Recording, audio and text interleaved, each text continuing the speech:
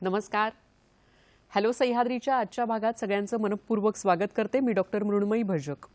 मंडळी, नवीन वर्षाला सुरुवात झाली की आपल्या मनात वेगवेगळे संकल्प फेर धरून नाचू लागतात आणि त्यामध्ये वेगवेगळ्या प्रकारचे संकल्प असतात. आपल्या आरोग्याविषयीचे असतात, फिटनेस विषयीचे असतात, आपली काही ध्येय असतील त्याविषयीचे असतात. तसंच आपण पैशांचंही नियोजन करत असतो. म्हणजे ह्या वर्षी घरात आपण कोणकोणत्या वस्तू घ्यायच्या, कोणत्या वस्तू पुढे ढकलायच्या, त्याचप्रमाणे मुलांच्या शाळेची फी, शिक्षणाचा खर्च, आपल्या आरोग्यावर होणारा खर्च यासाठी आपण तजवीज करून ठेवलेली असते.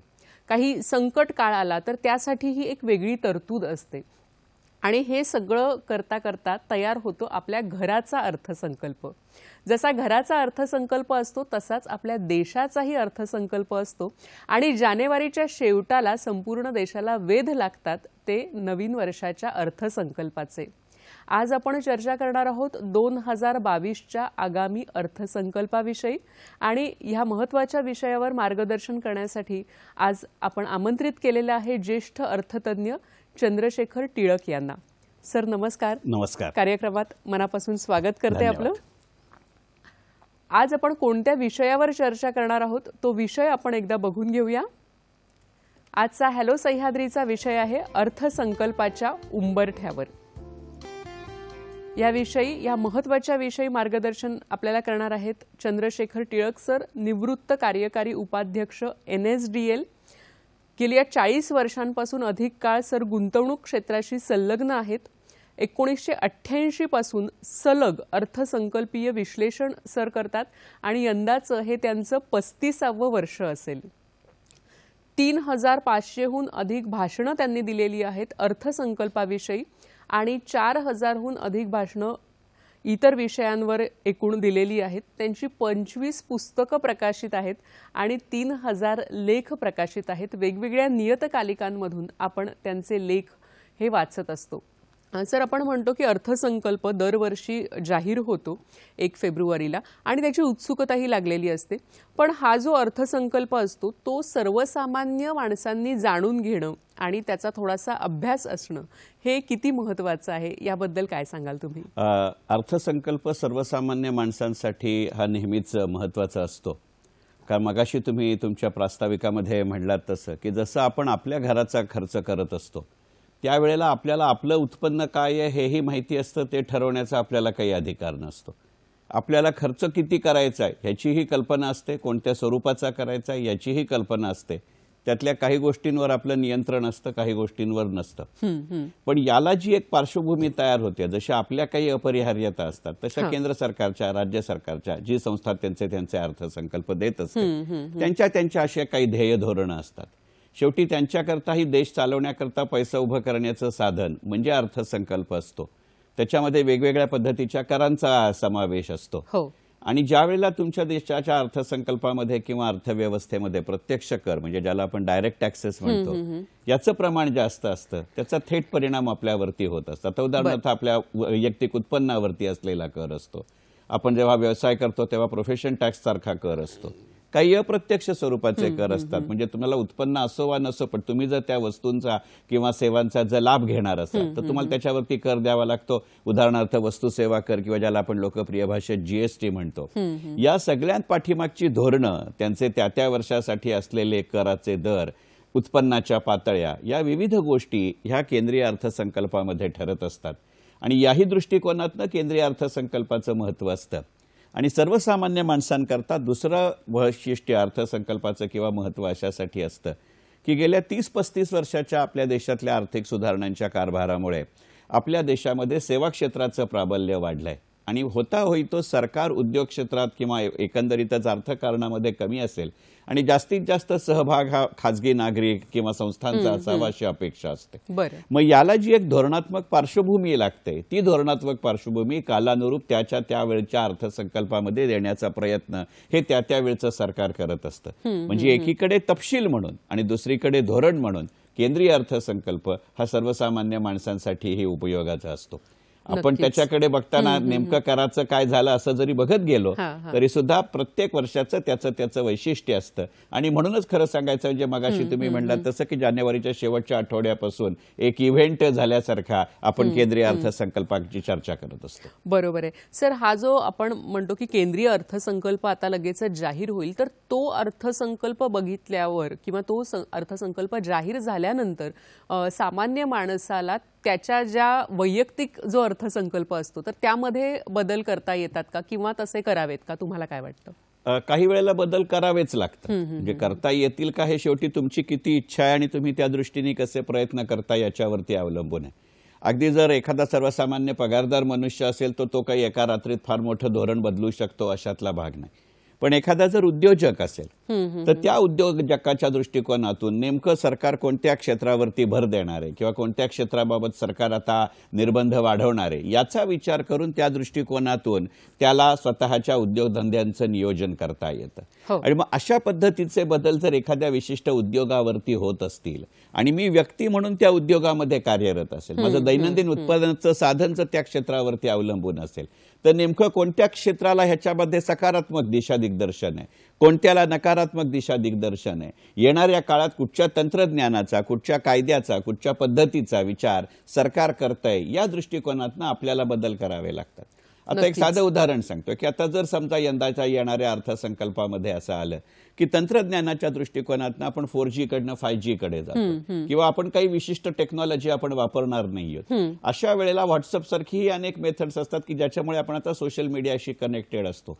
त्याच्यामध्येच जर बदल होणार असेल तर मग मला त्या दृष्टिकोनातून माझी स्वतःची स्किल अपग्रेड करणं, व्यक्ती म्हणूनही, ग्राहक म्हणूनही, उद्योजक म्हणूनही आणि वितरक म्हणूनही, कारण शेवटी यातल्या कुठच्या ना कुठच्या तरी भूमिकेशी माझा खर्च किंवा उत्पन्न म्हणून सर्वसामान्य मनुष्य म्हणून संबंध असतो. अशा दृष्टिकोनातून अर्थसंकल्पाकडे पाहावं लागतं. आणि यंदाच्या अर्थसंकल्पाचा विचार करताना हा जास्त विचार अशासाठी करावा लागेल की एक शक्यता नाकारता येणार नाही की गेल्या 2-2.5 वर्षाच्या कोरोनाच्या काळामुळे आपल्या देशाच्या अर्थव्यवस्थेमध्ये संघटित क्षेत्र पहिल्यांदाही महत्वाचं होतं, येणाऱ्या काळातही महत्वाचं राहील. पण असंघटित क्षेत्र, ज्याला आपण अनऑर्गनाइज्ड सेक्टर असं म्हणतो, या अनऑर्गनाइज्ड सेक्टरचा प्रभाव फार मोठ्या प्रमाणावरती वाढतोय. आणि त्यामुळे ज्या ग्राहकोपयोगी वस्तू आपण खरेदी करतो एक नागरिक म्हणून, त्याच्या वितरणामध्ये, त्याच्या उपलब्धतेमध्ये फार मोठ्या प्रमाणावरती फरक पडू शकतो. आणि असंघटित क्षेत्राच्या वाढत्या प्रभावामुळे आपल्या रोजगाराचं, आपल्या उत्पन्नाचं आणि सगळ्यात महत्वाचं म्हणजे आपल्या खर्चाचं स्थान, वेळ आणि प्रमाण या तिन्ही गोष्टी बदलू शकतात. बरोबर आहे. म्हणजे खरं तर कोविड काळाचा जो परिणाम आहे तो सगळ्याच देशांच्या अर्थव्यवस्थेवर झालेला आहे आणि तसा परिणाम ह्या वर्षी देखील होईल किंवा त्यामध्ये काही वेगळे कोविडमुळे बदल होतील असं आपल्याला काय वाटतं? हा अगदी अत्यंत स्वाभाविक असा प्रश्न आहे आणि हा स्वाभाविक बदल नक्की होईल. कितीही नाही म्हटलं तरी गेली 2-2.5 वर्षाच्या कोविडच्या किंवा कोरोनाच्या काळामुळे प्रत्येकच देशाच्या अर्थव्यवस्थेला एक आमूलाग्र वेगळं वळण लागलंय. हे राजकीयदृष्ट्या खरं आहे, हे स्थानिकदृष्ट्या खरं आहे, हे जागतिकदृष्ट्या खरं आहे, हे सामाजिकदृष्ट्याही खरं आहे आणि हे आर्थिकदृष्ट्याही खरं आहे.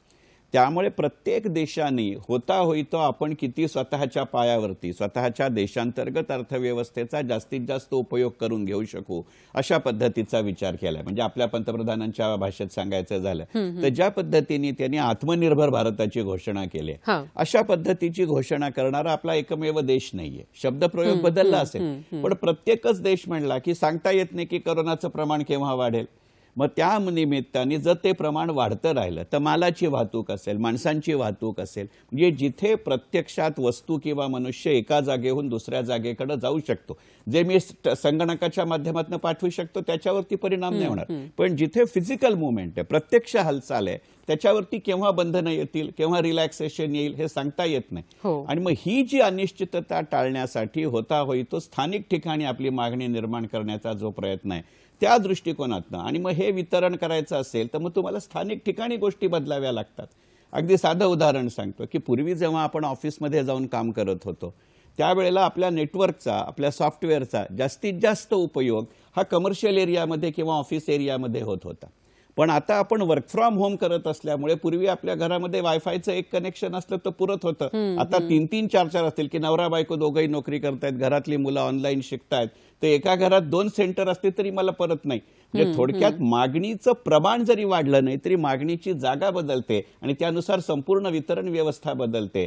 हा यंदाच्या अर्थसंकल्पाचा केंद्रबिंदू असू शकतो. हे केवळ तंत्रज्ञानाकरता, हे केवळ कच्च्या मालाकरता नव्हे तर त्या प्रमाणामध्ये तुमच्या वस्तू बदलू शकतात. एक साधं उदाहरण पाहूया. बरोबर आहे. या सततच्या निर्बंधांमुळे आपल्याकडे जी एक वेगळ्या पद्धतीची, चांगलं वाईट नाही मला म्हणायचं, आपण अर्थकारण म्हणून त्याच्याकडे पाहू, मॉल संस्कृती जन्माला येत होती. तुमच्या असं लक्षात येईल की सगळ्यात जास्त निर्बंध हे मॉलमधल्या मुवमेंटमध्ये होते. त्यामुळे जी पूर्वी खरेदी मी एका मॉलमधल्या दुकानामध्ये जाऊन करत होतो ती आता मी माझ्या घराशेजारच्या कोपऱ्यावरच्या वाणसामानाकडे जर करत असेल तर माझं संपूर्ण डिस्ट्रीब्युशन बदलतं. या दृष्टिकोनातनं या अर्थसंकल्पाकडे पाहावं लागेल. नक्कीच अतिशय महत्त्वाचा मुद्दा सर तुम्ही सांगितलेला आहे की मागणी वाढलेली नाहीये पण त्याची ठिकाणं आहेत ती बदललेली आहेत आणि अशा प्रकारचे आणखीही काही बदल आपल्या या बाजारपेठेमध्ये किंवा एकूणातच आपल्या अर्थव्यवस्थेमध्ये होऊ घातलेले आहेत. याविषयी आज आपण सविस्तर बोलणार आहोत. यंदाच्या अर्थसंकल्पाची वैशिष्ट्ये काय असणार आहेत याविषयी देखील आपण बोलणार आहोत. आपल्याला एक फोन येतोय. रवींद्र कुडाळकर आपल्याशी बोलतायत जळगावहून. नमस्कार, आपला प्रश्न विचारा. नमस्कार. माझा प्रश्न असा आहे, अर्थसंकल्पामध्ये अशी काही तरतुदीचं व्यवधान असतं का की सामान्य माणसाची उपेक्षित उद्दिष्ट गटाची गरिबी कमी होऊन आर्थिक विषमता देखील कमी होऊ शकेल त्या अनुषंगाने? याबद्दल धन्यवाद सर आपल्या प्रश्नाबद्दल. ह्या प्रश्नाला सर उत्तर देणार आहेत पण आता वेळ झाली एका छोट्याशा विश्रांतीची. पाहत रहा हॅलो सह्याद्री.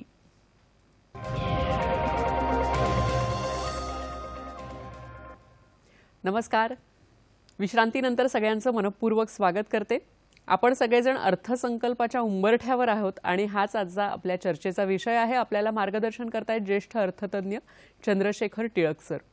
ब्रेकवर जाण्यापूर्वी आपल्याला फोन आला होता रवींद्र कुडाळकर यांचा आणि सर त्यांनी असं विचारलं होतं की सर्वसामान्यांच्या गरजा पूर्ण होतील आणि एक मुद्दा त्यांनी उपस्थित केला होता तो म्हणजे आर्थिक विषमता कमी होईल. अशा पद्धतीने आपल्याला काय करता येईल? एक गोष्ट आपण लक्षात घेऊया की आर्थिक विषमता कमी करणं हा काही एकट्या दुकट्या अर्थसंकल्पामध्ये आवर घालता येईल असा विषय नसतो किंवा या एकमेव अर्थसंकल्पाचं ते वैशिष्ट्य किंवा उद्दिष्ट असतं अशातला भाग नाही. आपल्या देशामध्ये ज्या पद्धतीची आपण समाजवादी लोकशाही संरचना स्वीकारली आहे त्याचं मूलभूत उद्दिष्टच मुळे कोणत्याही अर्थकारणाचं हे असं आहे की त्याच्यामुळे एकंदरीतच देशामध्ये विविध स्तरांमध्ये, मग ती भौगोलिक पातळींवरती असेल, स्त्री पुरुष अशा पातळीवरती असेल, नागरी ग्रामीण अशा पातळीवरती असेल, याच्यामध्ये असलेली जी आर्थिक विषमता आहे ती टप्प्याटप्प्यानं कमी केली पाहिजे. ती एखाद्या विशिष्ट वर्षापुरेसं ते गणित असतं अशातला भाग नाही. तो एकंदरीतच सर्वंकष अर्थकारणाचा विषय असतो आणि त्या दृष्टीनं तुम्ही कोणत्याही अर्थसंकल्पाकडे पाहिलात तर या ना त्या स्वरूपामध्ये त्याचं प्रमाण हे कमी जास्त होत असतं. एक साधं उदाहरण पाहूया की तुम्ही जसं म्हटलात की आर्थिक विषमता आहे, तर सध्या जे आपल्याकडे सेवा क्षेत्राचं प्राबल्य आहे तर सेवा क्षेत्राविषयी असं म्हटलं जातं की तिथे ज्या वेगाने उत्पन्नाची निर्मिती होते त्या वेगाने उत्पन्नाचं वितरण होत नाही आणि त्यामुळे अगदी साधं एकाच वेळेला एकाच वर्षी 2 वेगवेगळ्या प्रकारचे इंजिनियर झाले असतील, एखादा सॉफ्टवेअर इंजिनियर असेल आणि सिव्हिल इंजिनियर असेल, तर सिव्हिल इंजिनियरला मिळणारा पहिला पगार आणि सॉफ्टवेअर इंजिनियरला मिळणारा पहिला पगार याच्यामध्ये फरक असतो. आणि मग त्यामुळे तुमच्या असं लक्षात आलं असेल की एकीकडे आयकराची मर्यादा, आयकराच्या पातळ्या ह्या जरी बदलत असल्या तरी होता होईतो जसजसं तुमच्या उत्पन्नाची पातळी वाढत जाते तसतसं तुम्हाला कोणत्या दराने आयकर द्यावा लागतो, इन्कम टॅक्स द्यावा लागतो, हेही प्रमाण चढतं राहतं. आणि मग त्याच्यामध्ये टेपरिंग झालं तरी हा जो मूळ फरक असतो की ज्या वाढीव उत्पन्नावरती वाढीव कर, हे जे उद्दिष्ट आहे हे मुळातच एका प्रकारची विषमता कमी करण्याचा भाग आहे. दुसरा प्रकार आर्थिक विषमता कमी करण्याचा केवळ कररचनेमध्ये असतो अशातला भाग नाही. आपल्याकडे विविध योजना असतात की ज्या आर्थिक उत्पन्नाच्या पातळीशी निगडीत असतात आणि त्यामुळे एकीकडे उत्पन्नाच्या संधी वाढवणं अशाही बाजूने अर्थसंकल्पातनं प्रयत्न केला जातो. दुसऱ्या वेळेला ज्यांच्याकडे पुरेसं उत्पन्न नाही त्यामुळे स्वतःला शिक्षित करणं, प्रशिक्षित करणं, कारण जसजशी अर्थव्यवस्था बदलते तसतशी आवश्यक असलेल्या कौशल्यांचं स्वरूप आणि प्रमाण बदलत जातं. तर ज्यांची तशी परिस्थिती नसेल त्यांना माफक दरामध्ये, वाजवी दरामध्ये, ते जिथे घराजवळ राहतात त्या घराजवळ किंवा ते जिथे काम करतात तिथे त्यांना अशा पद्धतीचं प्रशिक्षण किंवा कौशल्य दिलं जाईल, अशाही पद्धतीने विचार केला जातो. त्यामुळे संख्यात्मक आणि गुणात्मक अशा दोन्ही पद्धतीनं वेगवेगळ्या पद्धतीच्या विषमतांचा विचार कोणत्याही अर्थसंकल्पामध्ये केलेला असतो. पण एक गोष्ट लक्षात घेतली पाहिजे की विषमता कमी करणं हे एकट्या दुकट्या अर्थसंकल्पाचं, कारण त्याचा मुळातला कालावधी 1 वर्षाचा आहे आणि आपले 130 कोटी जनता आणि संपूर्ण देशाचा भूगोल पाहिला तर 1 वर्षामध्ये असं सगळं करता येईल अशातला भाग नाही. त्याच्यामधलं दुसरं कारण असं असतं की केंद्रीय अर्थसंकल्पाचा जरी आपण विचार करत असलो तरी आपल्या अर्थकारणाचं जे स्वरूप आहे त्याच्यामध्ये काही विषय हे फक्त केंद्र सरकारच्या अखत्यारीत असतात, काही विषय हे फक्त राज्य सरकारच्या अखत्यारीत असतात आणि काही विषय हे केंद्र आणि राज्य या दोघांच्या अखत्यारीमध्ये असतात. आणि अशा वेळेला आर्थिक विषमता ही काय फक्त केंद्राचा किंवा फक्त राज्याचा असा भाग नसतो, त्या सगळ्यांच्या संयुक्त प्रयत्नातनं ही गोष्ट होत असते आणि त्यामुळे त्याच्यासाठी 1 वर्षापेक्षा जास्त काळ हा डोळ्यापुढे ठेवावा लागतो. नक्कीच. म्हणजे आर्थिक विषमता हा जो विषय आहे खरं तर त्याला 1 वर्ष तर शक्यच नाहीये 1 वर्षात ते होणं. त्याला अनेक वर्ष जावी लागतील आणि अनेक वर्ष त्यासाठी जे प्रयत्न आहेत ते करण्याची गरज आहे. सर, तुम्ही आता कराचा विषय काढलात तर आता यंदा असंही होतंय की बँकांच्या काही मागण्या आहेत की कर सवलत मिळावी, तर त्याविषयी सांगा ना की ते नक्की काय आहे. तुमच्या प्रश्नाचा रोख माझ्या लक्षात आलाय की आपल्या सगळ्यांच्या असं लक्षात असेल की ज्या वेळेला केंद्रीय अर्थसंकल्प जरी 1 फेब्रुवारीला जाहीर होत असला तरी त्याच्या निर्मितीची प्रक्रिया ही खूप आधी, म्हणजे जवळजवळ ऑक्टोबर महिन्याच्या अखेरीस किंवा नोव्हेंबर महिन्याच्या सुरुवातीला होते. आणि त्याच प्रक्रियेचा एक भाग म्हणून आपलं केंद्र सरकारचं अर्थ मंत्रालय वेगवेगळ्या पातळींवरती चर्चा करत असते. मग ते उद्योजकांची मंडळ असतील, राजकीय मंडळी असतील, शेतकरी असतील, विद्यार्थी असतील, बँका असतील, म्युच्युअल फंड असतील, शेअर बाजार असेल, वेगवेगळे जे आपल्या अर्थव्यवस्थेचे घटक आहेत त्याच्यामध्ये. तर अलीकडच्या काळामध्ये एक अशा पद्धतीची बातमी आपल्या सगळ्या प्रसार माध्यमांमध्ये, मग ती वर्तमानपत्र असतील किंवा दूरदर्शन सारखी इतर चॅनल्स असतील, तर बँकांच्या ज्या आपल्या देशातल्या संघटना आहेत त्यांनी असं सांगितलं जातं त्या बातम्यांच्या सूत्रानुसार की त्या बँकांच्या संघटनांनी केंद्रीय अर्थमंत्र्यांना किंवा अर्थमंत्रालयाला अशी विनंती केली की येणाऱ्या अर्थसंकल्पामध्ये बँक डिपॉझिट्सच्या बाबतीत जो कर सवलतींचा मुद्दा आहे त्याच्यामध्ये थोडी तफावत आहे. याचा अर्थ असा की जर मी म्युच्युअल फंडच्या एखाद्या टॅक्स सेव्हिंग स्कीममध्ये पैसे गुंतवले तर त्याच्यामध्ये फक्त 3 वर्षाचा लॉक इन पिरियड, म्हणजे 3 वर्षाच्या आत जर मी गुंतवल्यापासून पैसे काढले तर त्या वर्षी जेव्हा मी पैसे गुंतवतोय त्यावेळेला जो मी घेतलेला करामधला फायदा आहे तो मला मिळणार नाही, म्हणजे त्याच्यासाठी फक्त मला 3 वर्ष थांबावं लागतं. पण अशाच पद्धतीची सवलत जेव्हा मी बँकांमध्ये डिपॉझिट ठेवतो त्या बँकांच्या डिपॉझिटमध्ये जेव्हा अशा सवलतीचा विचार करावा लागतो त्यावेळेला म्युच्युअल फंडमध्ये जी कालमर्यादा 3 वर्षाची आहे ती बँक डिपॉझिटमध्ये 5 वर्षाची आहे. आणि त्यामुळे बँकांचं असं म्हणणं आहे की ही एका वेगळ्या प्रकारची विषमता आहे. जर म्युच्युअल फंडमध्ये 3 वर्ष पैसे ठेवून मला करात सवलत मिळत असेल तर ती बँकांच्या डिपॉझिटमध्येही मिळाली पाहिजे. आता प्रत्यक्षात त्याच्यावरती अर्थ मंत्रालय कशा पद्धतीने पावलं उचलतंय हे पाहण्यासाठी 1 फेब्रुवारीचा अर्थसंकल्प पाहायला लागेल. याला असलेली एक दुसरी पार्श्वभूमी लक्षात घेतली पाहिजे आणि ह्याचा संबंध मगाशी कुडाळकर सरांनी जो प्रश्न विचारला होता त्याच्याशी. गेल्या काही वर्षाच्या सातत्यपूर्ण प्रयत्नांनी एकंदरीतच आपल्या देशामध्ये जनधन खात्यांची योजना वाढली. डायरेक्ट बेनिफिट ट्रान्सफर डीबीटी पद्धतीने जर मी एखाद्या विशिष्ट सवलतीला पात्र असेल तर ती रक्कम माझ्या जनधन खात्यामध्ये किंवा माझ्या बँक खात्यांमध्ये जमा होते आणि त्यामुळे अप्रत्यक्षपणे किंवा प्रत्यक्षपणे एकंदरीतच बँकिंग व्यवस्था, बँक ठेवी यांचं प्रमाण केवळ शहरांमध्ये नव्हे तर अगदी ग्रामीण भागांमध्येही वाढतंय आणि या दृष्टिकोनातनं ही केलेली मदत आहे. म्हणजे एकीकडे जनधन योजना, डायरेक्ट बेनिफिट किंवा थेट सवलत बँकेत जाणं हे विषमता कमी करण्याचे प्रकार आहेत आणि मग अशा पद्धतीने निर्माण झालेला पैसा जर बँकांच्या माध्यमातून राष्ट्रीय अर्थकारणामध्ये मी परत परत वापरता राहिलो तर मग ती कर सवलत जर मला जास्त कमी मिळत असेल किंवा म्युच्युअल फंडांनी इतपत जरी मिळत असेल तरी आणखीन बँकांचा सहभाग हा वाढू शकतो. अशा दृष्टिकोनातनं ती केलेली मागणी आहे. फक्त मी म्हणलं तसं आज मी तिला ती फक्त मागणी आहे. प्रत्यक्षात अर्थमंत्री त्याच्याबाबत काय पावलं उचलतात हे अर्थसंकल्प प्रत्यक्षात सादर झाल्यानंतर त्याच्याविषयी बोलणं संयुक्तिक होईल. नक्कीच. आपल्याला एक फोन आलेला आहे. साई नीता आपल्याशी बोलतायत कल्याणहून. नमस्कार, आपला प्रश्न विचारा. हा, नमस्कार. नमस्कार. चांगला विषय घेतलाय. मला असं विचारायचं, सामान्यांसाठी काही फायनान्सर म्हणजे फायनान्स एक्सपर्ट लेक्चर्स घेतात, तर त्याच्यामध्ये त्यांनी 2 गोल्डन रूल सांगितलेले आहेत की कॅपिटल वरती, इन्व्हेस्टमेंट वरती तेवढंच किंवा जास्ती लोन हे रिटर्न्स यायला पाहिजेत, किंवा जे आपले असेट्स असतात त्यातनं तेवढं रिगेन व्हायला पाहिजे. तर मला असं विचारायचं, या कोरोना काळात सगळंच ठप्प होतं, मग हे देशाच्या संदर्भात कसं होणार आहे? आपण जागतिक बँकेकडनं लोन घेतले पुलं बांधण्यासाठी, धरणं बांधण्यासाठी, काय असेल ते विकास कामांसाठी, ते बंद आहे. मग त्याच्यावर व्याज भरायला लागेल, त्या व्याजावर व्याज भरायला लागेल. तर ह्या सगळ्याला हा अर्थसंकल्प कसं काय तोंड देणार? व्यक्तिगत लोन्स तर लोक काही ना काही करून नातेवाईकांकडनं, परिचितांकडनं कशी तरी भागवतात, पण हे कसं होणार? धन्यवाद आपल्या प्रश्नाबद्दल.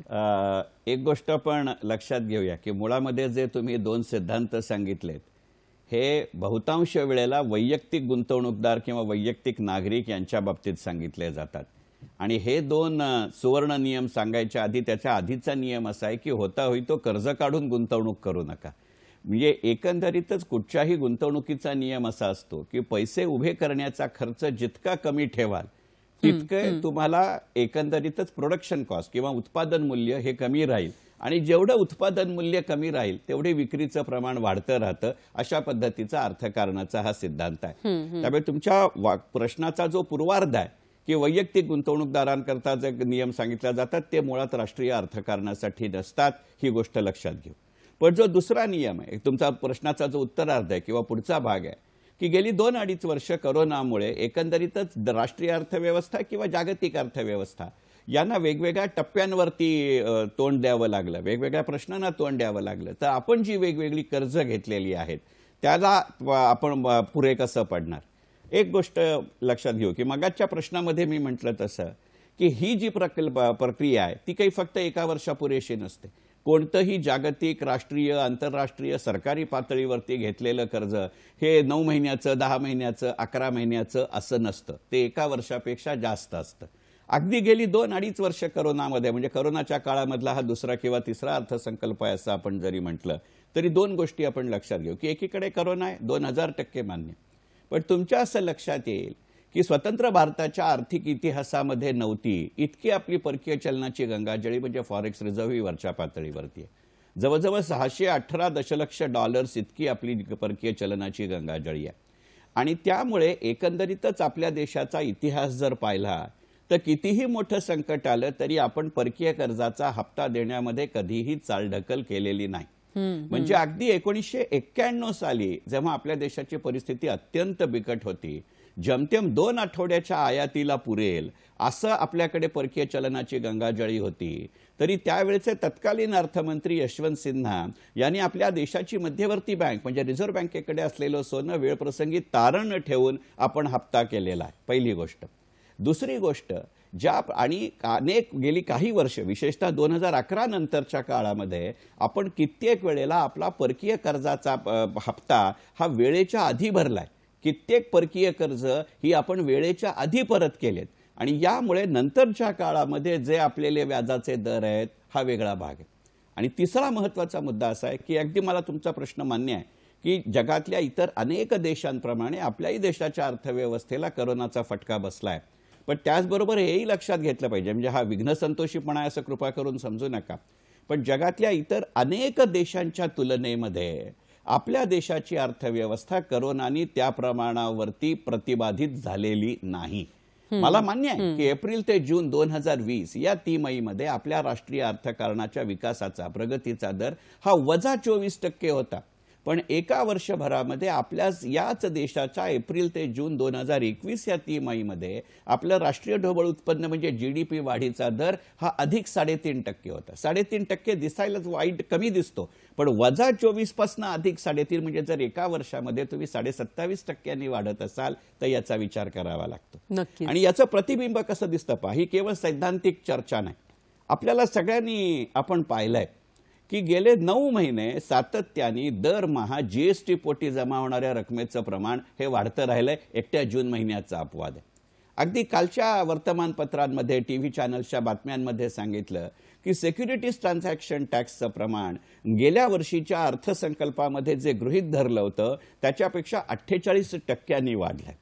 आणि तुमच्या असं लक्षात आलं असेल की करोना नंतरच्या काळामध्ये, मी एकमेव म्हणणार नाही, पण जागतिक गुंतवणुकीचं सगळ्यात महत्त्वाचं केंद्र हे आपल्या देशांमध्ये होतं आणि त्यामुळे जगातल्या इतर अनेक देशांच्या चलनाच्या तुलनेमध्ये आपल्या रुपयाचं डॉलरच्या तुलनेत, येनच्या तुलनेत, पाऊंडच्या तुलनेत मूल्य हे एका विशिष्ट भाव पातळीमध्ये, ज्याला आपण प्राइस बँड असं म्हणतो, याच्यामध्ये राहिलं. याचे फायदे असे असतात की त्यामुळे तुम्हाला काही लिव्हरेजेस मिळतात. तुम्ही जे व्याजावरती व्याज असा प्रश्न दिलाय, तुमच्या असं लक्षात असेल की अलीकडच्याच काळामध्ये सुप्रीम कोर्टाने दिलेला निर्णय आहे की अशा पद्धतीच्या, ज्याला आपण रिशेड्युलिंग ऑफ लोन्स असं म्हणतो, या रिशेड्युलिंग ऑफ लोन्सवरती इंटरेस्ट ऑन इंटरेस्ट हे द्यावं लागणार नाही आणि ज्या बँकांनी ते वसूल केलंय त्यांना परत द्यावं लागेल. आपण स्टेट बँकेचे जे अलीकडे जाहीर झालेले निकाल आहेत याचा विचार केला तर त्याच्यामध्ये याचा उत्तर समावेश आहे. त्यामुळे मला असं वाटतं तुमच्या प्रश्नाचं पुरेसं उत्तर मी दिलं. नक्कीच सर, अतिशय सुंदर विश्लेषण तुम्ही ह्या सगळ्या बाबतीत केलेलं आहे. कारण अर्थशास्त्र म्हटलं की जसं वैयक्तिक आहे, सामाजिक आहे, तसंच आंतरराष्ट्रीय पातळीवरचं देखील येतं. आपल्याला एक फोन आलेला आहे. डॉक्टर श्रीकृष्ण पाडगावकर आपल्याशी बोलतायत अंबरनाथहून. नमस्कार, आपला प्रश्न विचारा सर. माझे 2 प्रश्न आहेत. पहिला प्रश्न असा आहे की डिसेंबर एंडला किंवा जानेवारीच्या सुरुवातीला वृत्तपत्रामध्ये बातम्या येत होते की सोन्याचे भाव नवीन वर्षामध्ये 55,000 पर्यंत येतील, पण अजूनही भाव सध्या 48,000 किंवा 47,000 पर्यंत घोटाळत आहेत. तर याबाबत आपलं मत काय आहे? आपण एक एक प्रश्न घेऊ. ओमिक्रॉन किंवा कोरोनाच्या साथीमुळे महागाई वाढत चाललेली आहे. हो, तर ती महागाई शासन कसं कंट्रोल करेल? धन्यवाद. नक्कीच सर, आपण या दोन्ही प्रश्नांची उत्तरं घेणार आहोत सरांकडून. पण आता वेळ झाली आहे एका छोट्याशा विश्रांतीची. पाहत रहा हॅलो सह्याद्री.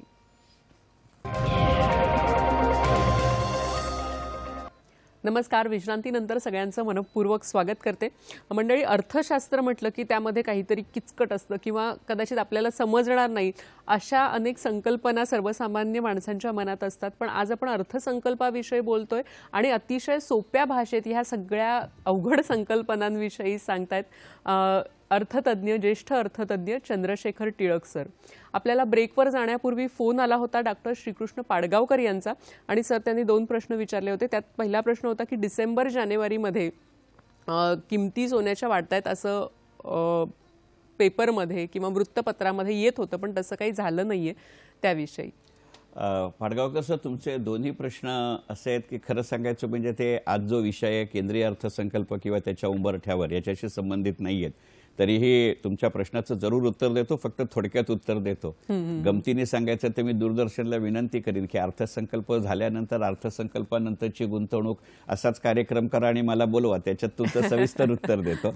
पण तुमच्या मूळ प्रश्नाकडे येतो की तुम्ही जसं म्हणलात की डिसेंबर जानेवारी महिन्यामध्ये अशा बातम्या येत होत्या की सोन्याचे भाव आपल्या देशामध्ये 55,000च्या पातळीवरती जातील, परंतु ते अजूनही 48,000च्या आसपास आहेत. याची कारणं 2. सगळ्यात महत्त्वाचं म्हणजे की जागतिक बाजारामध्येच सोन्याचे भाव त्या प्रमाणामध्ये वाढलेले नाहीत.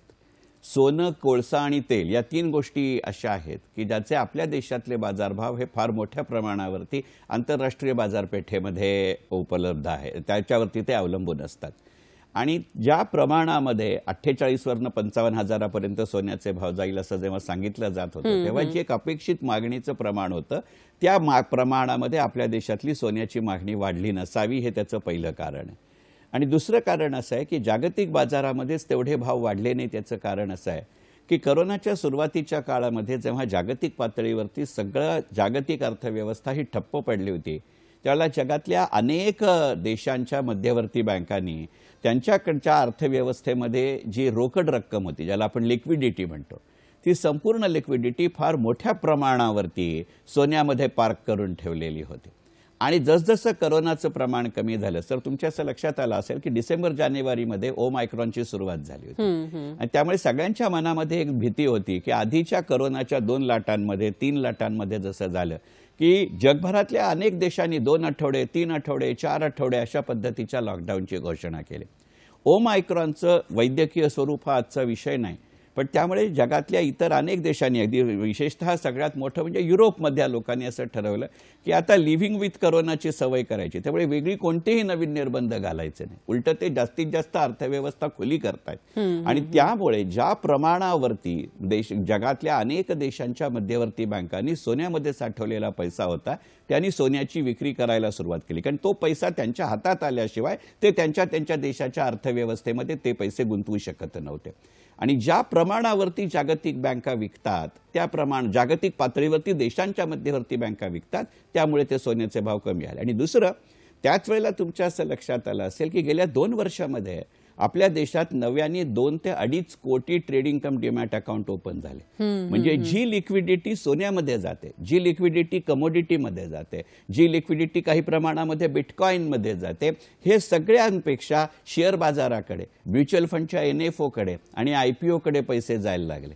आणि तिसरी महत्त्वाची गोष्ट म्हणजे अनेक छोटे गुंतवणूकदार जे साधारणपणे सोन्यामध्ये थोड्या प्रमाणात तरी पैसे गुंतवतात, तर डिसेंबर जानेवारीला आता स्पष्ट झालं की LIC सारखा मोठा IPO मार्चच्या अखेरीपर्यंत येईल, त्यामुळे कदाचित तो सोन्याकडे पैसा गेला नसेल. आणि यामुळे जी भाकीत केली जात होती 48,000चे 55,000 होतील ते झाले नाहीत. आणि एका अर्थाने देशाला ते परवडणार आहे, कारण सोनं, मी मगाशी म्हटलं तसं, सोनं, कोळसा आणि तेल या 3 वस्तूंची आयात आपल्या जागतिक बाजारात कितीही किंमत असली तरी आपण आयात करत राहतो. ही त्याची कारण आहेत.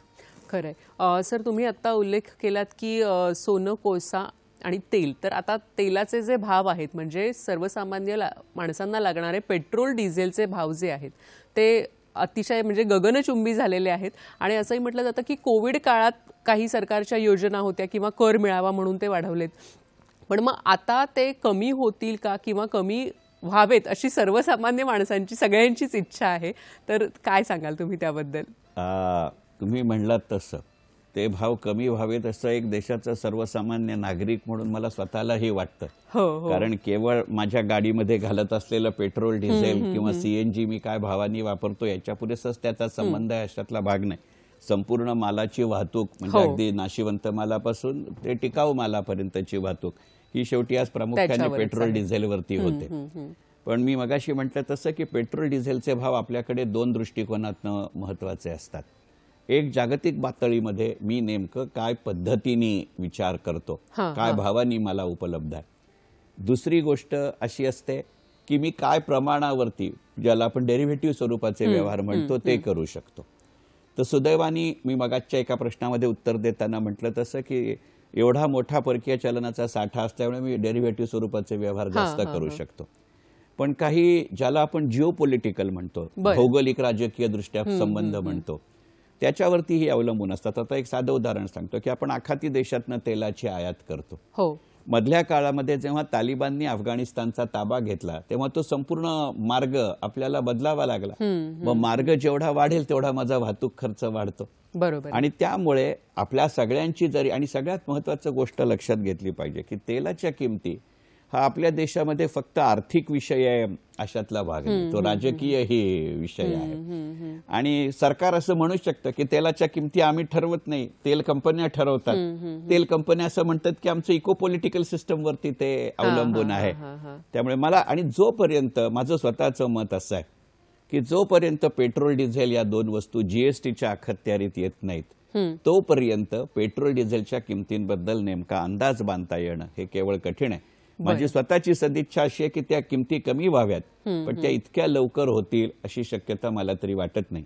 त्याला एकमेव अपवाद असा असू शकतो की जर यंदाच्या अर्थसंकल्पामध्ये केंद्र सरकारनं काही घोषणा केली की बाबा तेल कंपन्या कितीही भावाने तेल घेऊ देत, या एका विशिष्ट भावाला विकतील आणि काही विशिष्ट पद्धतीची हमी आम्ही देतो, किंवा आधीच्या काही सरकारांच्या काळामध्ये जशा पद्धतीने आपण ऑइल बॉन्डचा विचार केला होता, ऑइल पूलचा विचार केला होता, तशी जर काही योजना यंदाच्या अर्थसंकल्पामध्ये आली आणि इतर राज्य सरकारांनीही त्याला मदत दिली, कारण GST हा विषय राज्य सरकारांचाही तेवढाच महत्वाचा असतो. कारण पेट्रोल तेलवरती काही फक्त केंद्र सरकारच कर बसवतं असं नाही, राज्य सरकारांनाही त्याच्यावरती कर बसवायचे अधिकार आहेत. त्यामुळे या सगळ्या गोष्टींवरती तेलाच्या किमती अवलंबून राहतील. थोडंसं वाईट वाटेल, पण मला स्वतःला असं वाटतं की इतक्या लवकर आपल्या देशातल्या अर्थव्यवस्थेचे पेट्रोल आणि डिझेलचे भाव कमी होतील असं मला वाटत नाही. व्हावेत अशी मनापासूनची इच्छा आहे, पण होतील असं वाटत नाही. बरं सर, जेव्हा अर्थसंकल्प तयार होतो आणि अर्थसंकल्प जेव्हा वेगवेगळ्या माध्यमांमधून प्रसिद्ध होतो, तेव्हा एक नोकरदार माणूस जर सगळ्यात आधी काही बघत असेल त्या अर्थसंकल्पामध्ये, तर आयकर मला कुठला बसणार आहे किंवा कुठल्या ब्रॅकेटमध्ये किती कर यावर्षी लागू होणार आहे त्याविषयी. तर तुम्ही त्याबद्दल काय सांगाल? आयकर आणि दुसरं एक्सपेंडिचर एक्सपेंडिचर टॅक्स, हाही एक नवीन कॉन्सेप्ट आता होईल का, अशी एक चर्चा आहे त्याबद्दल. हा प्रश्न आला नसता तर कदाचित आजची चर्चा अपुरी राहिली असं म्हणावं लागलं असतं. तुम्ही म्हणलात तसं की सगळ्याच पगारदार माणसांना, मीही आता रिटायर झालो असलो तरी 40 वर्ष पगारदार होतो, त्यामुळे माझाही आयुष्यातला पहिला अर्थसंकल्पाशी संबंध नेमका माझ्या इन्कम टॅक्सचं काय झालंय हा आहे. तुमच्याच लक्षात येईल की गेली काही वर्ष सातत्याने, म्हणजे जवळजवळ गेली 15-1 वर्ष आपल्या देशामध्ये आयकराच्या प्रमाणामध्ये, कराच्या पातळ्यामध्ये जुजबी इकडे तिकडे सोडले तर फार मोठे संकल्पनात्मक बदल झाले आहेत, अशातला भाग नाही.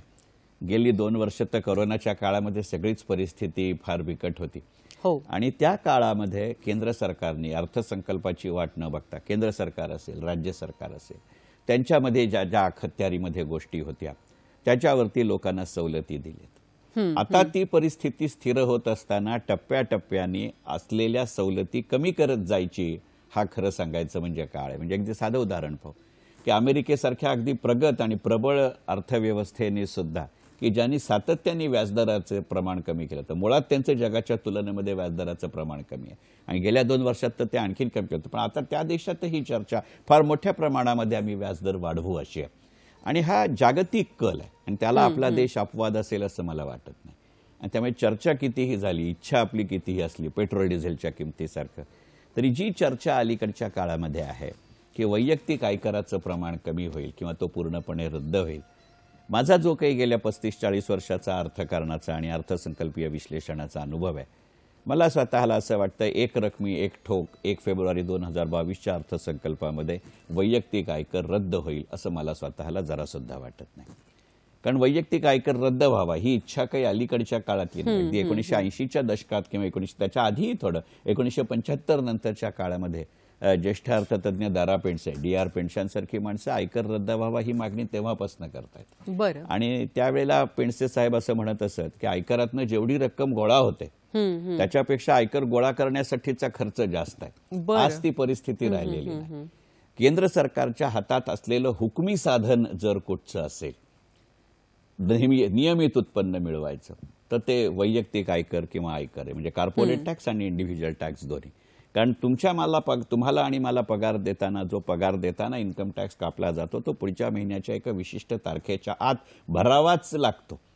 आणि तुमच्या असं लक्षात असेल की या कराची अंमलबजावणी इतकी व्यवस्थित होते की बाकीचे सगळे डिफॉल्ट, बाकीची सगळी नादारी, कर्जबाजारी, कर्जबुडवेपणा आपण वाचतो, पण त्या एखाद्या विशिष्ट उद्योजकाने आयकर कापलेला पगारातनं दिलेला नाही असं कधी वाचत नाही. त्यामुळे सरकार इतक्या हुकमी साधनावरती इतक्या लवकर पाणी सोडेल अशातला भाग नाही. बरं. पण एकंदरीतच अर्थकारणाला चालना द्यायचं झालं तर 2 गोष्टी होऊ शकतात यंदाच्या अर्थसंकल्पात, की या ना त्या प्रमाणामध्ये जी आपली स्टँडर्ड डिडक्शनची ATCCAची रक्कम आहे की ज्याच्यामध्ये आता मला 1.5 लाखापर्यंतच्या गुंतवणुकीवरती काही कर सवलत मिळते, ते प्रमाण काही प्रमाणामध्ये वाढू शकतं. किंवा आत्ताची जी सवलत आहे की 1.5 लाख ATCCAमध्ये दिल्यानंतरही मी जर NPS मध्ये 50,000 रुपये गुंतवले तर त्या 1.5 लाखाच्या पलीकडची मला करात सवलत मिळू शकते. मला स्वतःला असं वाटतं की 2 गोष्टी होऊ शकतात. पण मी मगाशी म्हटलं तसं की एकीकडे बँक डिपॉझिटची मर्यादा 3 वर्षावरनं 5 वर्ष करा, म्हणजे एकीकडे आयकरही रद्द व्हावा असं म्हणायचं. असं जर होणार असेल तर या सवलती मिळणार नाहीत, आणि या सवलती मिळणार असतील तर मुळात आयकर राहिला तर त्या कराच्या सवलतीला अर्थ आहे. आणि एक महत्वाचा मात्र गोष्ट नक्की, आणि हे न होण्याचं दुसरं कारण सांगतो, की सरकार कदाचित अशा पद्धतीच्या कर सवलतीचं प्रमाण कमी करेल की आता देशाच्या अर्थव्यवस्थेला आपण करामध्ये सवलती का देत होतो, ते स्वतंत्र झाल्यानंतर आपल्याला राजकीय स्वातंत्र्य तर मिळालं पण आर्थिक स्वातंत्र्य, आर्थिक स्थैर्य नव्हतं.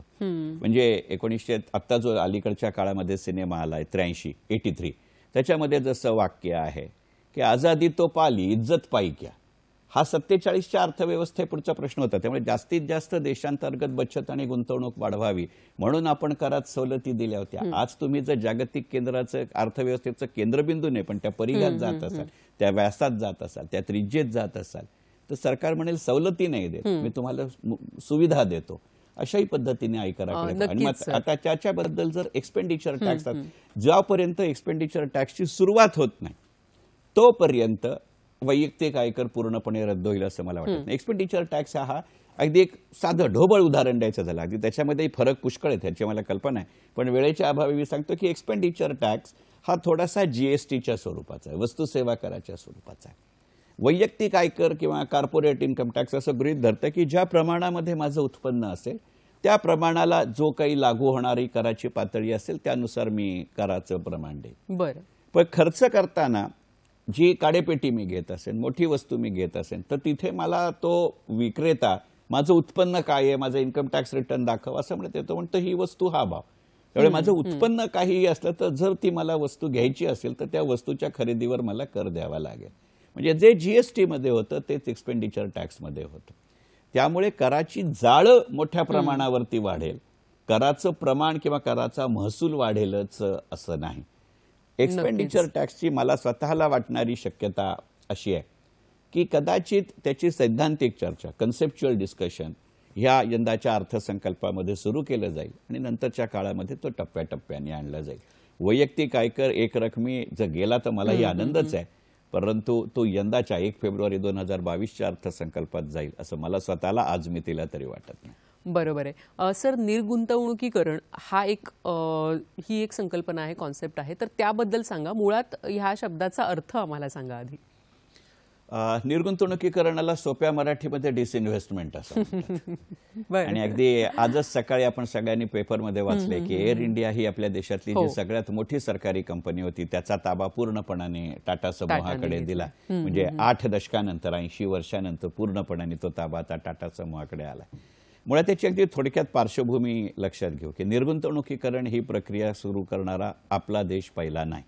1990च्या दशकात ब्रिटनच्या तत्कालीन पंतप्रधान मार्गारेट थॅचर यांनी ब्रिटनची अर्थव्यवस्था अत्यंत अडचणीत असताना जगवार, ब्रिटिश गॅस आणि ब्रिटिश टेलिकॉम या 3 कंपन्या ज्या पूर्णपणे ब्रिटन सरकारच्या मालकीच्या होत्या त्यातला काही भाग हा लोकांना खुला केला आणि तिथपासून जागतिक अर्थकारणामध्ये निर्गुंतवणुकीकरणाची प्रक्रिया ही सुरू झाली. अनेक देशांनी वेगवेगळ्या टप्प्यांमध्ये ती घेतली. आपल्या देशापुरेसा जर विचार करायचा झाला तर जेव्हा आपण स्वतंत्र झालो 1947 साली त्यावेळेला जवळजवळ 125-150 वर्षांचं आपल्यावरती ब्रिटिश राज होतं आणि त्या परकीय राजवटीने आपल्याकडचे उद्योजक व्यवस्था नाहीशी होईल याच्यावरती पूर्ण भर दिला होता. त्यामुळे स्वतंत्र राष्ट्र म्हणून मला उभं तर राहायचं होतं पण खाजगी उद्योगधंद्यांची तेवढी क्षमता नव्हती आणि म्हणून अनेक गोष्टी समाजवादी संरचनेमध्ये ते अत्यावश्यक होते आणि त्याचे खूप फायदे झाले हे आपण मान्य केलं पाहिजे कितीही राजकीय मतभेद असले तरी. आणि त्यामुळे जे महत्त्वाचे उद्योग होते, सिमेंट असेल, स्टील असेल, पायाभूत सुविधा असतील, इथे सरकारने गोष्टी करत घेतल्या. नंतरच्या काळामध्ये जे उद्योग खाजगी व्यवसायाला परवडनासे झाले, पेले नसे झाले, ते सरकारने ताब्यात घ्यायचा प्रकार सुरू केला. म्हणजे आपल्या लक्षात आलं असेल की 40-50च्या दशकामध्ये विमा कंपन्या खाजगी होत्या, त्याचं आपण नॅशनलायझेशन केलं. विमान सेवा कंपन्या ह्या सिव्हिल एव्हिएशन हे खाजगी होतं, टाटा एअरलाइन्स होतं, त्या टाटा एअरलाइन्स बरोबर 14 वेगवेगळ्या कंपन्यांचं राष्ट्रीयकरण करत आपण एअर इंडिया निर्माण केलं. या प्रक्रियेची बरोबर उलटी दिशा आपण 1990च्या दशकामध्ये ज्या आर्थिक सुधारणा सुरू केल्या त्याच्यामध्ये दिल्या. निर्गुंतवणुकीकरणामध्ये 2-3 प्रकार असू शकतात. एक प्रकार असू शकतो की पूर्णपणाने केंद्र सरकार त्यातनं बाहेर येईल, म्हणजे जे आता एअर इंडियामध्ये ज्याला आपण 100% डायव्हेस्टमेंट म्हणतो, कम्प्लीट सेल ऑफ. काही असं असू शकतं की 100% नाही सरकार विकणार, काही स्वतः जवळ ठेवेल, पण दररोजच्या नियंत्रणाचे आर्थिक व्यवस्थापकीय हे स्वातंत्र्य त्या नवीन मालकाला दिलं जाईल आणि त्याकरता एखाद्या सरकारी कंपनीच्या एकूण भाग भांडवलाच्या 50%हून जास्त वाटा त्याच्याकडे जाईल, ज्याला स्ट्रॅटेजिक सेल असं म्हटलं. आणि काही कंपन्या अशा असतील की सरकार म्हणतं की नाही ही कंपनी आमच्याकडे ठेवणार, पण त्याच्यामध्ये खाजगी नागरिक, खाजगी संस्था, खाजगी कंपन्या यांचा सहभाग वाढला पाहिजे. मग शेअर बाजारामध्ये एखाद्या कंपनीची जर नोंदणी करायची असेल तर त्याच्या एकूण भांडवलाच्या कमीत कमी 2.5% भांडवल हे सर्वसामान्य माणसांकडे किंवा ज्याला आपण अदर दॅन गव्हर्नमेंट म्हणून अशांचं व्हावं लागतं. मग तुमच्या असं लक्षात येईल की माझगाव डॉक सारख्या कंपन्या गेल्या वर्षी IPO घेऊन आल्या, ज्याच्या आधी त्या संपूर्णपणे 100% सरकारी होत्या, पण 2.5-3% त्यांनी विक्रीला काढले. माझगाव डॉकचं प्रमाण सुरू झालं. कंटेनर कॉर्पोरेशन आहे, HAL आहे, BDL आहे, BEL आहे, बहुत सगळ्या तेल कंपन्या आहेत. अशा पद्धतीने अगदी 2.5-3% पूर्णपणे 100% अशा पद्धतीची जी विक्री केली जाते याला निर्गुंतवणुकीकरण म्हटलं जातं. यंदाच्या अर्थसंकल्पाच्या चर्चेमध्ये किंवा काय असू शकेल याच्या चर्चेमध्ये हा मुद्दा अशासाठी महत्त्वाचा आहे की एक अपेक्षा अशी केली जाते की कोरोनाच्या काळामध्ये, मगाशी जसं कुडाळकर सरांनी प्रश्न विचारला किंवा कल्याणच्या मॅडमनी त्या प्रश्न विचारला की हे पैसे आणणार कुठून, कर्ज द्यायचंय, व्याज द्यायचंय, माझा विकास खर्च करायचा आहे, त्याचं एक उत्तर कदाचित निर्गुंतवणुकीकरणाचं असू शकतं. कारण कराच्या पोटी रक्कम गोळा करायची तर सरकारला नागरिकांच्या किंवा उद्योजकांच्या खिशात हात घालावा लागेल. तो किती प्रमाणात एका वेळेला घालायचा याला मर्यादा आहे. त्याच्यामध्ये राजकीय सामाजिक अशांतता निर्माण होऊ शकते. पण निर्गुंतवणुकीकरण हा विषय असा आहे की सरकारी असलेल्या कंपन्या तिकडे जाते आणि याचं दुसरं, आणि त्यामुळे एक शक्यता अशी नाकारता येत नाही किंवा अशी चर्चा केली जाते की गेल्या वर्षीच्या अर्थसंकल्पामध्ये साधारणपणे 2.10 लाख कोटी रुपये आपण जे 210 लाख कोटी रुपये आपण निर्गुंतवणुकीकरण करू, यंदाच्या अर्थसंकल्पामध्ये ते प्रमाण वाढतं राहील अशी एक शक्यता आहे. त्याची कारण दोन, एक तर आता एअर इंडिया यशस्वीपणाने झालंय, LICच्या IPOला फार मोठ्या प्रमाणावरती प्रतिसाद मिळेल अशी अपेक्षा आहे, आणि तिसरं महत्त्वाचं कारण म्हणजे ज्या वेळेला आपल्या देशात सगळ्यात पहिल्यांदा लॉकडाऊन सुरू झाला त्यावेळेला देशाला उद्देशून सरकार, आपल्या माननीय पंतप्रधानांनी जी घोषणा केली होती ज्याच्यामध्ये आत्मनिर्भर भारतची घोषणा केली गेली, त्याच्या अंतर्गत नंतरची जी पावलं उचलली गेली त्याच्यामध्ये केंद्र सरकारने असं जाहीर केलं की आपल्या औद्योगिक धोरणामध्ये बदल करण्यात येतील आणि मुळातच ज्या सरकारी कंपन्या विविध क्षेत्रामध्ये, म्हणजे अगदी हॉटेलपासून काडेपेट्या बनवण्यापासून सबमरीन्स आणि ब्राह्मोस बनवण्यापर्यंत अशी गणित आहेत, तर ह्या सगळ्यामध्ये आता सरकार राहणार. 70-75 वर्ष स्वतंत्र मिळून झाली आहेत, 30-35 वर्ष आर्थिक सुधारणा करून झाली आहेत, तर आपण हे औद्योगिक क्षेत्र दोन भागात विभागणी करू. एक ज्याला कोअर सेक्टर म्हटलं आणि दुसरं नॉन कोअर सेक्टर म्हटलं. तर कोअर सेक्टरमध्ये सरकार राहील पण जास्तीत जास्त 4 सरकारी कंपन्या राहतील. मग जर 4 पेक्षा जास्त सरकारी कंपन्या त्या कोअर सेक्टरमध्ये असतील तर त्यांचं एक तर विलिनीकरण तरी केलं जाईल, जे तेल कंपन्यांच्या बाबतीत, टेलिकॉम कंपन्यांच्या बाबतीत होताना आपण पाहतोय, किंवा सरकार पूर्णपणाने विक्री करेल, निर्गुंतवणुकीकरेल. आणि नॉन कोअर आहे त्याच्यामध्ये टप्प्याटप्प्याने, कोअर असेल नॉन कोअर असेल त्याच्यामध्ये आम्ही टप्प्याटप्प्याने बाहेर येऊ. म्हणजे एकंदरीत त्या उद्योगामध्ये सरकारी मालकीचं असलेल्या भागभांडवलाचं प्रमाण कमी करत जाणं आणि त्या संबंधानं पैसे उधळणं, हे पैसे उभे करण्याची 2 कारणं असतात किंवा ते सोपं अशासाठी जातं की शेअर्सची दर्शनी किंमत, फेस व्हॅल्यू 10 रुपये असेल, पण तो जर मी शेअर 70 रुपयाने विकू शकलो, 100 रुपयाने विकू शकलो, तर 10 रुपयाचाच शेअर मी विकतोय पण मला 100 रुपये मिळतात, म्हणजे 10 पट मिळतात, हा फायदा होतो. बरोबर. आणि तो जे इच्छुक लोक आहेत त्यांच्या मर्जीने ते तुम्हाला देतात. IPO मध्ये काय सरकार तुमच्या डोक्यावरती पिस्तूल ठेवून सांगत नाही पैसे द्या म्हणून, पण करामध्ये द्यावे लागतात. त्यावेळी ज्याची इच्छा आहे त्याच्याकडनं पैसे घेतोय. करामध्ये कसं इच्छा असवा नसतो, कर द्यायला कोणालाच आवडत नाही, कायदा म्हणून मी देतो, पण गुंतवणूक मला स्वखुशीने करायची असते, म्हणजे लोकशाही आहे आणि आर्थिक फायदाही आहे. या तत्वावरती निर्गुंतवणुकीकरण हे केलं जातं. नक्कीच. म्हणजे निर्गुंतवणुकीकरण हे काय आहे हे तुम्ही व्यवस्थित सांगितलं आणि त्याचे फायदेही आपल्याला आता कळलेले आहेत. सर, आत्ताचं जे बजेट येणार आहे, जो अर्थसंकल्प येणार आहे 1 फेब्रुवारीला, त्याची साधारण काय वैशिष्ट्ये असतील हे जाता जाता आमच्या सगळ्या दर्शकांना काय सांगाल?